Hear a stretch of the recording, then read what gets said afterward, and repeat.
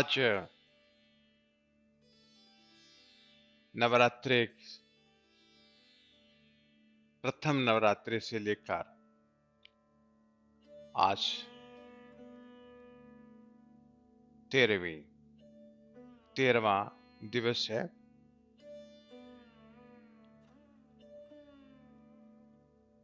और योगिक साधना में बहुत विशेष है कि योगिक चक्रों के बीच में सहस्त्रार के बाद में जो 13वां स्थान आता है महाशक्ति का। आज विशेष दिन है। जो चर्चा का 13वां पड़ाव है, सीढ़ी के जो 13वां पड़ाव है, इस मंजिल पे पहुंचने के बाद साधक भगवती के साक्षात दर्शन करने में सक्षम हो जाता है।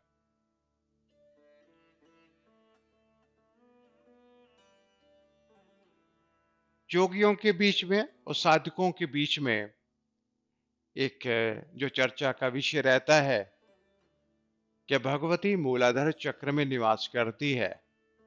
जब भगवती सहस्त्रार में ब्रह्मरंध्र के स्थान में, जहां शिखा बंधन है, कि जहां पर निवास करती है। गायत्री विज्ञान में भी जो सवित्री की स्थिति है, जो सवित्री विज्ञान है, भगवती महा कुंडलिनी शक्ति का ही प्रवची रूप है। चाहे आप कुंडलिनी शक्ति कह दें या गायत्री विज्ञान में सवित्री भगवती कह दें, जितना भी विज्ञान विश्व का है वो सवित्री विज्ञान ही कहा जाता है। क्योंकि हम जानते नहीं हैं, हम समझते नहीं हैं, इसलिए उस भाषा का प्रयोग नहीं कर पाते कि ये जो विज्ञान हमें देखने को मिलता है, ये इसी को अध्यात्म वैदिक भाषा में सवित्री कहा जाता है। भगवान शंकर से पार्वती जी कहती हैं कि आप नित्य प्रति किसकी साधना करते हैं? तो कहते हैं कि मैं भगवती गायत्री की साधना करता हूं, क्योंकि भगवती जो गायत्री है पृथ्वी लोक की महादेवी है।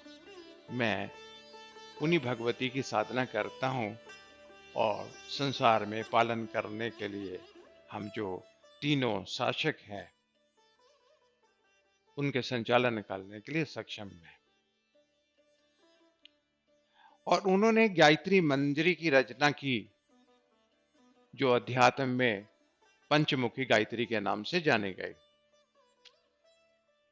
गायत्री के 5 मुख: अन्नमय कोश, प्राणमय कोश, मनोमय कोश, विज्ञानमय कोश और आनंदमय कोश। जो विज्ञानमय कोश है, जो विज्ञानमय कोश की जो प्रकाष्ठा है, वो आज उसी के ऊपर चर्चा है, महाशक्ति के ऊपर। पूरे विश्व का जो संचालन होता है, यही भगवती महाशक्ति पूरे विश्व का प्रत्येक जीव का जो प्राणों से संचालित होता है उसका संचालन करती है। हम प्रथम दिन से लेकर जो शुद्धानंग चक्र तक और आज्ञा चक्र तक जिन 20 मंत्रों की हमने चर्चा की, आ से लेके आ तक और का से लेके छा तक, जिस 50 वर्ण और मात्राएं हमें देखने को मिली, 20 शक्तियां जो दिखने मिली, इससे सर्वविदित हो गया कि पूरे संसार का जो संचालन होता है संस्कृत के द्वारा ही होता है। ऐसा नहीं है कि महाशक्ति भारतीयों के बीच में, हिंदुस्तान में के बीच में ही महाशक्ति उसके शरीर का संचालन करती है, या अमेरिका या पाकिस्तान में या बांग्लादेश में या यूके में या वर्ल्ड में दूसरे भी जो कंट्री हैं, चाहे अरब कंट्री हैं, उनका संचालन कोई दूसरी शक्ति करती है। ज्ञान एक ऐसा अद्भुत तथ्य है जिनकी जानकारी होना बहुत जरूरी है। अगर हमें जानकारी नहीं है तो इसका ये मतलब नहीं है कि जो आप जानते हैं वही पूर्ण है। तो संस्कृत भाषा इंडिया के अलावा, भारत के अलावा जिन देशों के द्वारा जिनके द्वारा जानी गई, ऐसे बहुत से हैं जो भारतीय पद्धति के साथ जुड़े नहीं हैं, लेकिन इन्होंने संस्कृत में जब उतरे तो उनके बहुत कुछ वो कहते हैं। So Sanskrit is a mother of our languages. जो संस्कृत भाषा है हमारे मस्तिष्क का संचालन करती है, संस्कृत भाषा हमारे शरीर का संचालन करती है। ऐसे बहुत सारे लोग हैं जो यूके में या अमेरिका में इसके ऊपर अनुसंधान कर चुके हैं और इस बात को एक स्वर में कहते हैं। जितनी भी भाषाएं विश्व की बनी, वो सारी ही भाषाएं संस्कृत से ही उत्पत्ति हुई। किसी न किसी तरह से संस्कृत में भाषाओं का ही उद्गम स्थान माना गया, क्योंकि संस्कृत की उत्पत्ति किसी मानव ने नहीं की, किसी सिद्ध पुरुष ने नहीं, किसी गुरु ने अपने मुख से उच्चारण नहीं की। यह शाहमुखी भी नहीं है कि किसी शाह ने या किसी योगी जति ने इसको बनाया। ये भगवती महाशक्ति ने जो शक्ति स्वरूप पूरे शरीर को संचालन करने के लिए, पूरे विश्व को निर्माण करने के लिए जिन शक्तियों के बारे में उन्होंने बोला कि बहुत सारी शक्तियों को लेके पूरे विश्व का संचालन किया गया, पूरे जीव को निर्माण किया गया, उन शक्तियों के बारे में ही आज हम बात करेंगे। हमारा जो विषय ये था कि हम एक केस स्टडी के ऊपर बात करते थे कि परब्रह्म परमात्मा अपने व्यापार को कैसे संचालन करते हैं।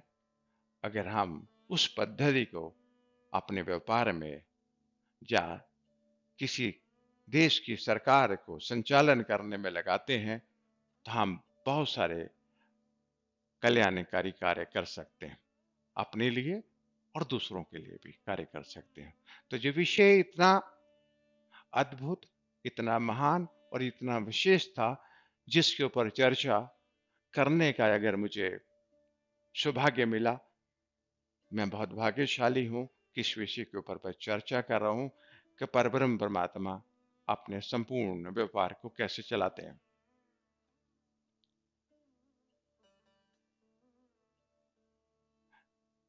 तो पूरे विश्व को इस महाशक्ति के बारे में, जो विश्व की महाशक्ति है, उसके बारे में आज हमें जानना है। पूर्वम परवम सवितम सवेतम सीमा नरेशम गुरवे प्रणमम गुरवे प्रणमम गुरवे नमामि। जो जीव शासक है,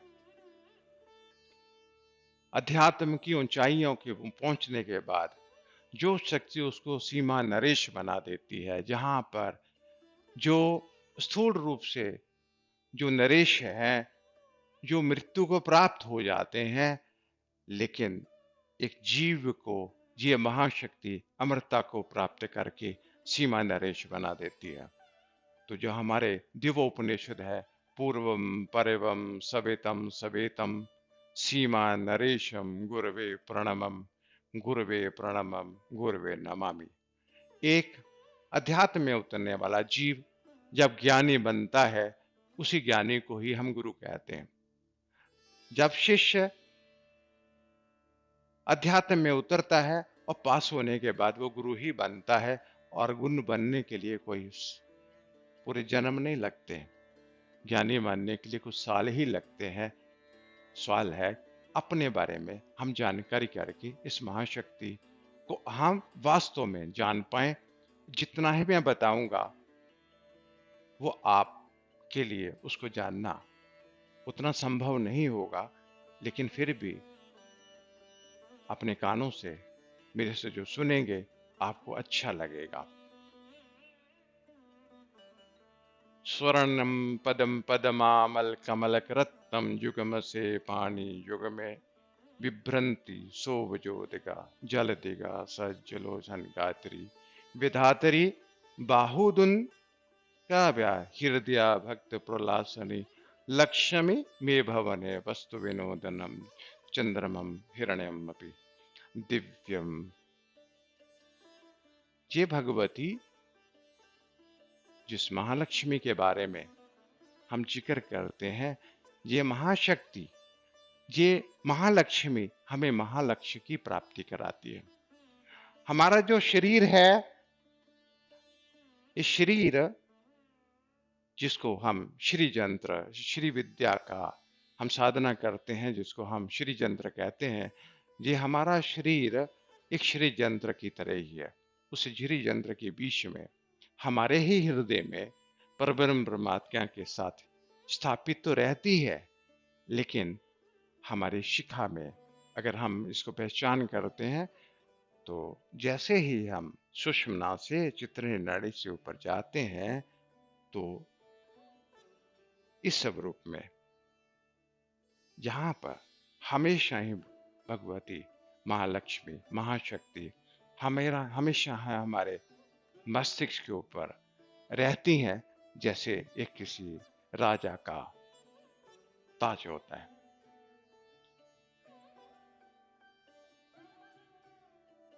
राजयोग इसलिए बोला गया कि यही राजयोग राजराजेश्वरी भगवती महात्रिपुरी सुंदरी है।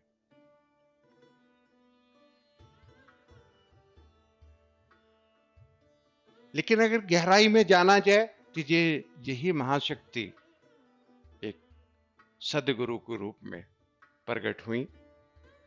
हिमालय को उन्होंने उपदेश दिया ब्रह्म विद्या का। जितनी स्पष्टता में भगवती ने ब्रह्म विद्या का उपदेश दिया, उतनी स्पष्टता से ब्रह्म विद्या का उपदेश सुनने को मिला नहीं। बहुत सारे ग्रंथ मिले, बहुत सारे प्रवचन सुनने को मिले, लेकिन स्पष्टता अगर किसी ने ब्रह्म विद्या को उपदेश दिया, हिमालय को ही महाशक्ति ने उपदेश दिया कि जीव यानी जीव परब्रह्म परमात्मा जीव संज्ञा को प्राप्त करता है, यानी कि परमात्मा जीव संज्ञा को प्राप्त करता है। मैं आप सब क्या कहती हैं भगवती? परमात्मा ही जीव संज्ञा को प्राप्त करता है, लेकिन अपने कर्मों के प्रति इतना संलिप्त हो जाता है, अपने आप को भूल जाता है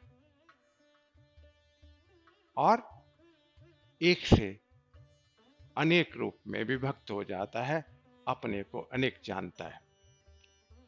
और उसका कारण सिर्फ मैं हूं कि मेरे कारण ही परमात्मा अनेक रूप में अपने आप को जाना जाता है, लेकिन वो जानता नहीं है जीव मैं कौन हूं।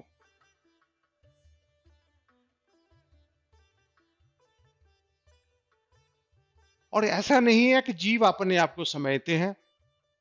ये विश्व का संचालन करने वाले जो शासक हैं, ब्रह्मा जी, विष्णु जी और शंकर जी, ये भी अपने आप को कभी कभी अलग समझने लगते हैं। लेकिन जब तक ये साधना में उतरते नहीं है, अपने आप को जानते नहीं है, तब तक ये एकाकार नहीं कर पाते हैं। इसी तरह पूरे संसार, जितना भी संसार है, सारा का सारा संसार परमात्मा ही है। परमात्मा ने ही अनेक रूप धारण किए, जिसको जीव कहा जाता है। और जैसे ही जीव तत्वमसि जैसे वाक्यों को सुनना चाहता है कि मैं कौन हूं, तो जैसे ही वो साधना करता है, वैसे ही उसको अपना ज्ञान मिलना शुरू हो जाता है और मेरी प्राप्ति करता है और मुझे मिल लेता है। और जब तक मेरे को मिलता नहीं है, तब तक वो जीव अज्ञानी रहता है। और जब वो मुझे मिल लेता है, वो जीव नहीं रहता है, साक्षात शिव होता है और उसी को ही ईश्वर कहा जाता है। और भगवती महाशक्ति ने ही बड़ा स्पष्ट कहा कि जो जीव है उसका भी शरीर है और जो ईश्वर है उसका भी शरीर है। इतना ही है कि ईश्वर के साथ मैं रहती हूं और जीव के साथ मैं रहते हुए भी उसके साथ नहीं रहती हूं, क्योंकि उसका मैं उतना सहयोग नहीं करती है जितना मैं ईश्वर का सहयोग करती हूं। तो मैं तो आप सब लोगों को निमंत्रण देता हूं कि ये आखिरी जो पड़ाव है, जिसको हम कल युग कहते हैं, आखिरी जो युग है, उसके बाद परिवर्तन आने वाला है। आज आए या 50,000 साल बाद आए या 1 लाख साल बाद के बाद आए, लेकिन आज क्या होता है?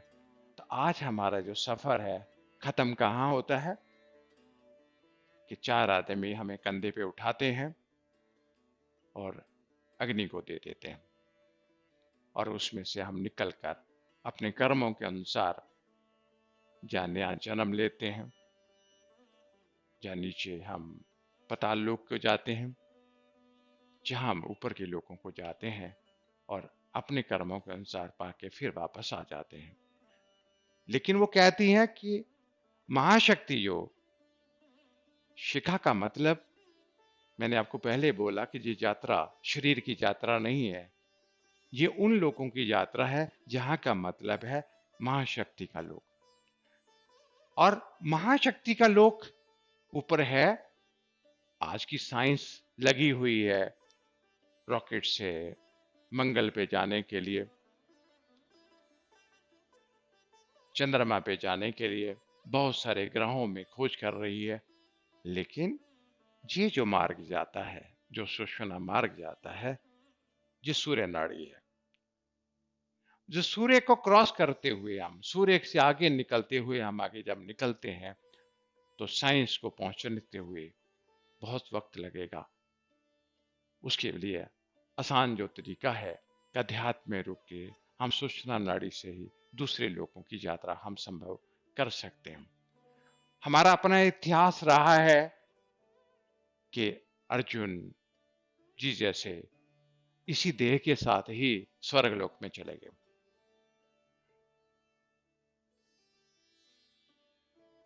किशन जी के जो भाई हैं, जिसकी जो उनकी पत्नी थी, उनके पिताजी अपनी बेटी को ब्रह्मलोक लेके चले गए कि पुत्री का विवाह करना है।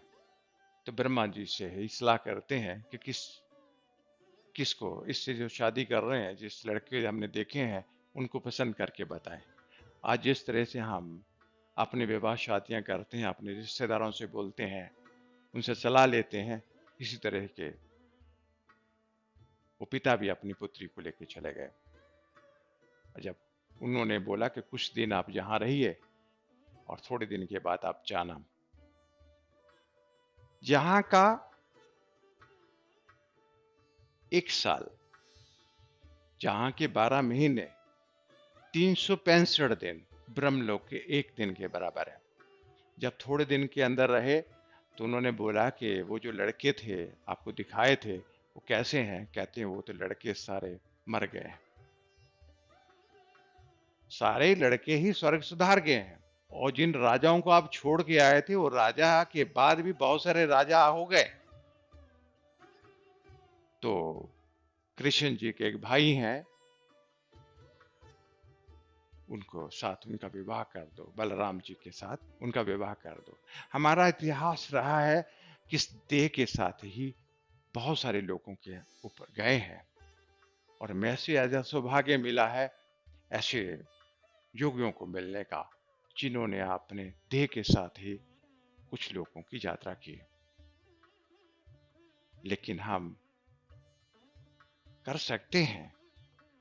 मुझे विशुद्धानंद जी के बारे में कुछ मैं जानता हूं।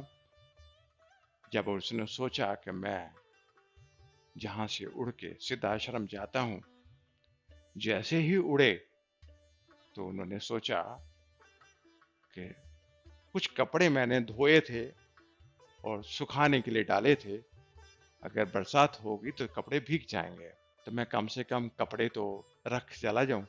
जैसे ही उन्होंने कपड़ों के बारे सोचा तो जितने वो उड़ के ऊपर गए थे जमीन में ऊपर कितने चिकड़ गए।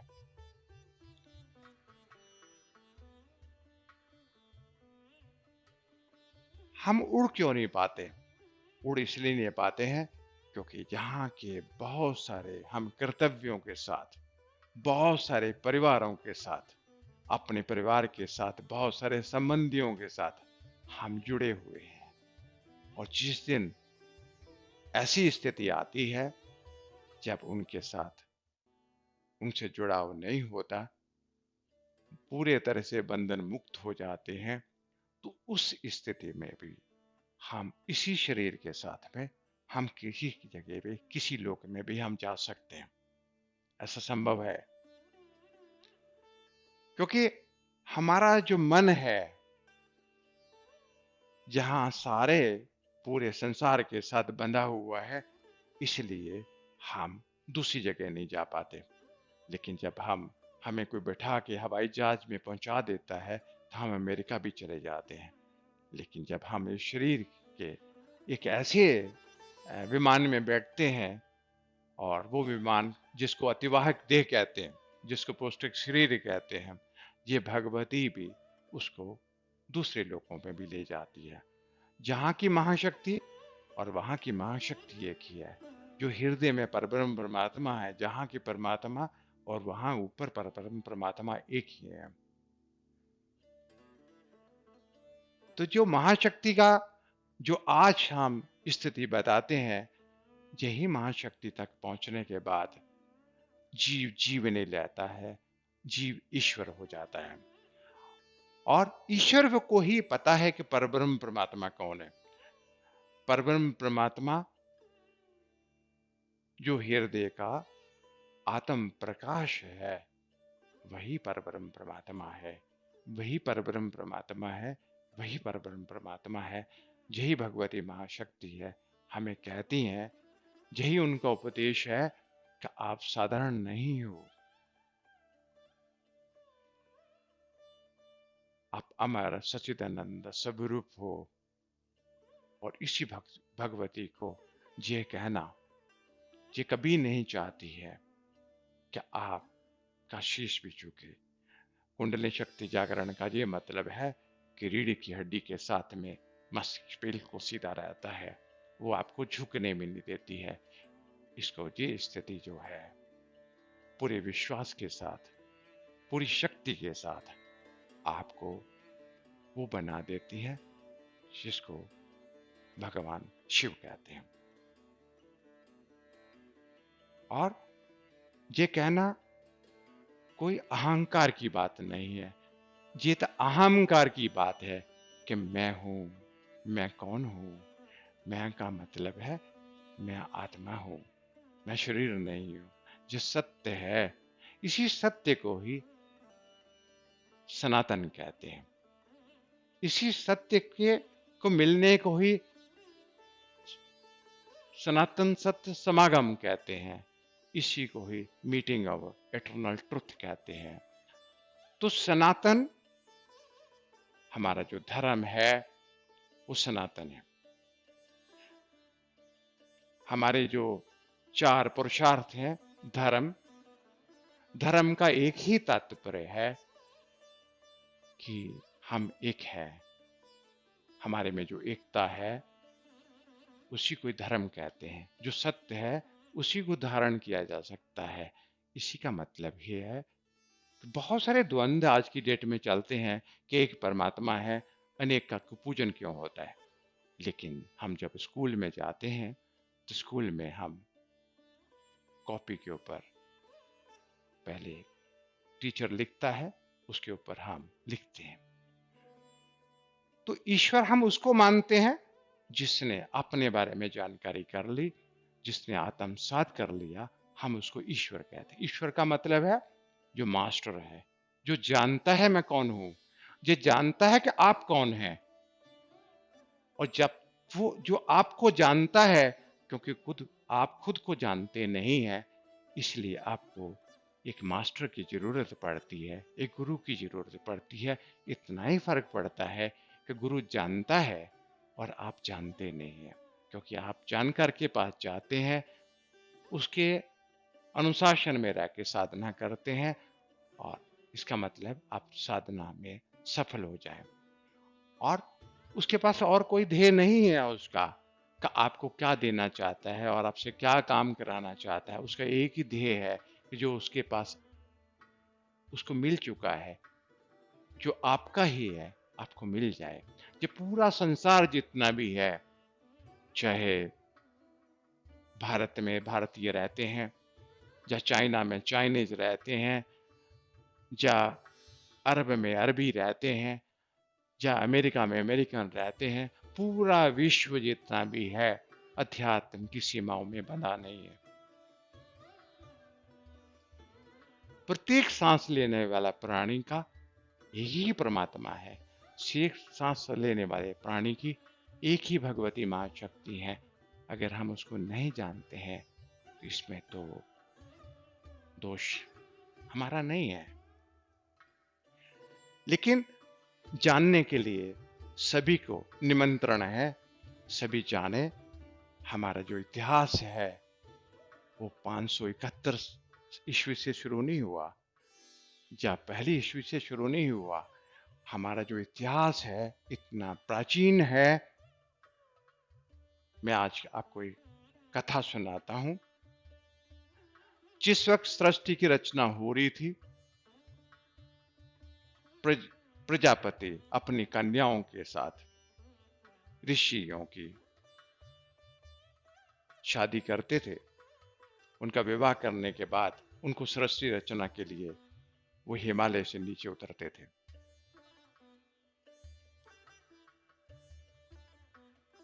वो हिमालय से उतरते ही गांव बना लेते थे और वहां रहते थे। और नारद जी आए उनको कहा, आपने हिमालय से उतरने के बाद ही सृष्टि रचना के कार्य प्रारंभ कर दिया। आपने इस जमीन को नाप के देखा है, धरती को, इस पृथ्वी को कितना है?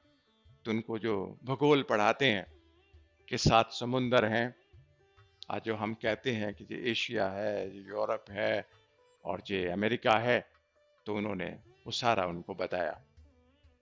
तो सबसे पहले तो आप शरीर को, धरती को नाप लो कहां पर है। तो 3 बार वो ऋषि अपनी पत्नियों के साथ वहां से उड़ गए। और प्रजापति को इस चीज की चिंता थी कि मेरी पुत्रियां कहां गई, मेरे जवाई कहां गए। जो 3 बार जो गायब हुए, उपनिषदों में उनके नाम भी है, उनकी पत्नियों के नाम भी है। और वो अगर चाहें तो मैं आपको दे सकता हूं। आज हमारे पास, भारत के पास सब कुछ अवेलेबल है, सारे ग्रंथ आज की डेट में अवेलेबल है। हम प्राचीन नहीं है, पूरी ही पूरी सभ्यता इतनी प्राचीन है और वो एक ही है। उतनी ऋषियों की सारी संतान है। ये सत्य है, ये सत्य है और ये सर्वसत्य है। इस साधना में उतरिए और उतरने के बाद भगवती महाशक्ति की कृपा लीजिए और उनके साथ पूर्ण संबंध बनाइए, जो आपके ही शरीर को संचालन करती हैं, लेकिन उससे आप परिचित नहीं हैं। ना जानते हुए भी उससे परिचित नहीं है। और इस साधना करने के लिए किसी भी गुरु के साथ में, जो आपके आसपास ही हैं, जो आपके चिंतन की बात करते हैं, जो अपने चिंतन की बात करते हैं, उनके साथ बैठ के सोचिए, विचारिए और साधना में उतरिए। इस भगवती शक्ति में प्राप्त होने के बाद जो अपरा भौतिकता प्राप्त होती है, जिसको वाक्चातुर्य कहते हैं। वाक्चातुर्य का मतलब है कि आप जो बोलते हैं, दूसरे के पास बोलने के लिए कोई क्षमता ही नहीं है। उसके बाद कोई शब्द नहीं बचते हैं कि क्या पूछना चाहता है, क्या जानना चाहता है, क्योंकि इससे ज्यादा कुछ बोलने लायक कुछ है ही नहीं है। सिर्फ मौन होकर साधना में उतरने के अलावा और कोई दूसरा रास्ता नहीं है। और इसके बाद हमारा जो सफर शुरू होता है, जिसको हम विदेह कहते हैं, जो हमारे देह के परे की बात है। इस शरीर में रहते हुए भी हम देह की परे की बातें करते हैं। और कल हम के बाद हम जो 3 दिन हम बात करेंगे, जो 14वां चक्र है, जिसको हम व्यापिका कहते हैं और जिसकी अपरा भौतिकता नीति है। और उसके बाद हम बात करेंगे समना, और जिसकी अपरा भौतिकता जो है पूर्णता है। और उसके बाद हम 16वीं कला जो है उन्मना तुरिया, जिसको 16वीं कला जो है अपरा भौतिकता जो है सफलता है। जो 3 दिन हमारे हैं, 3 दिन बहुत विशेष हैं, जिसके ऊपर हम चर्चा करेंगे व्यापिका, समना और उन्मना के पास। इसके बाद अध्यात्म में कुछ भी बोलने लायक नहीं। योग, इसी को ही योग कहते हैं। और इसके ऊपर हम बात 3 दिन करेंगे और विशेष 3 दिन चर्चा है। और इस चर्चा के ऊपर सुनने के लिए सभी लोगों को मैं निमंत्रण देता हूं कि हम 3 दिन जो बात करेंगे, हम भगवती महालक्ष्मी आपको आशीर्वाद दे। इतना ही कहते हुए मैं सबसे इजाजत लेता हूं। मैं आपको कल मिलूंगा।